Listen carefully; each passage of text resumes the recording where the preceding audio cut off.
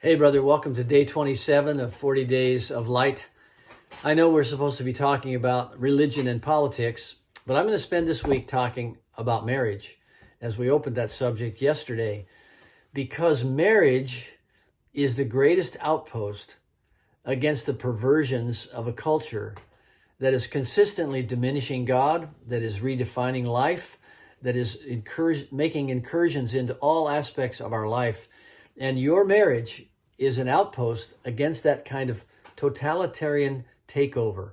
And every totalitarian regime has tried to get rid of marriage. It's tried to get rid of moms and dads and husbands and wives and own your children.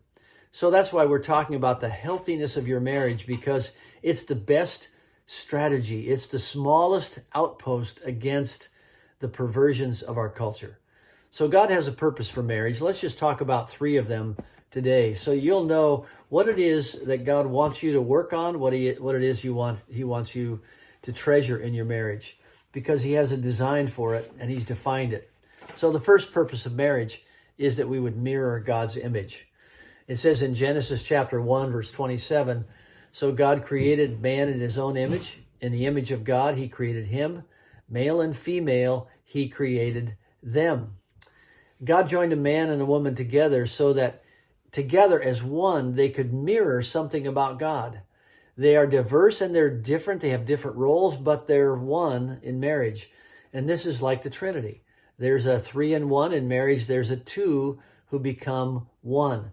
And this oneness reflects the character and the unity of God. The question I have to ask you is your marriage reflecting unity? Are you working toward oneness, or are you sliding toward isolation?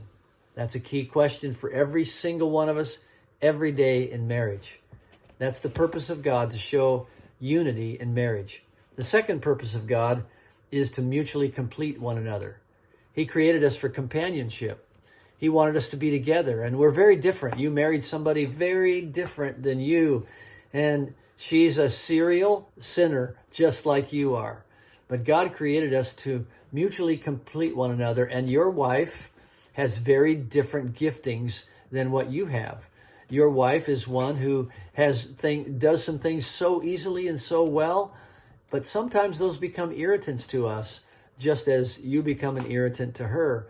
But God created us as companions to mutually complete one another and to use each other's strengths in a complementary way. And many times we have to back up and stop being so selfish and demanding and recognize this person God has given me really does complete me. She makes up for things that I could never do. She sees gaps and fills them that I could never fill. I need to thank God for my spouse. Take a moment today and reflect on the gifting of your spouse and what a gift it is that God has given her to you. There's a third purpose for marriage, and that is that we would multiply a godly legacy. And this is one of the things that we can contribute to our culture, is that we raise our children, our grandchildren, so that they honor God.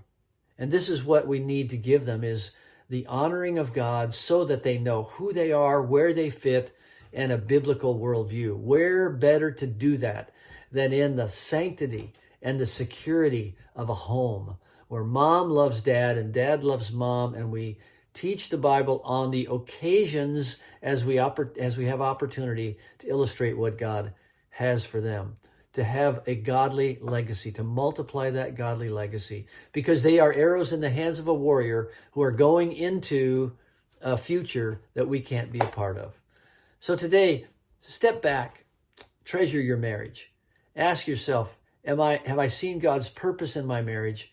Am I walking into it today? Because it's the greatest outpost against the perversions of our culture, and they are coming fast. So let's treasure our marriages. God bless you.